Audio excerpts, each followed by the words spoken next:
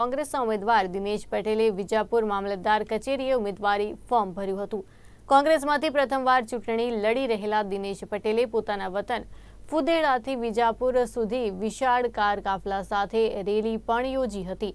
મોટી સંખ્યામાં car rally યોજ્યા બાદ જાહેર સભા પણ યોજી હતી। ફોર્મ ભર્યા બાદ દિનેશ પટેલે વિજયનો વિશ્વાસ પણ વ્યક્ત કર્યો હતો।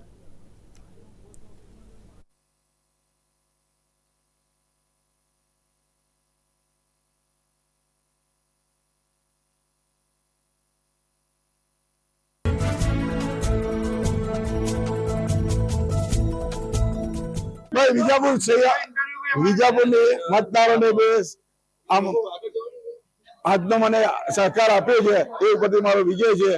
સ્વયંભૂ લોકો આવ્યા છે, બસ ઘણું છે, એમાં મારે બીજું કંઈ કહેવાનું નથી। બસ પ્રજાની સેવા કરવાની છે। મુદ્દા તો ઘણા બધા છે, સેવા દરેક મુદ્દાની અંદર સેવા કરવાની છે। દરેક મુદ્દામાં સેવા કરવાનું આગળના લોકોનું બાકી છે। વિજાપુરનો કોઈ વિકાસ નથી। વિજાપુર તાલુકો આખા ગુજરાતની અંદર એવો તાલુકો છે કે તાલુકો કેવો, સિટી કેવું, શું કેવું એ ખબર નથી પડતી। એ હું બતાવીને એમને બતાવીશ।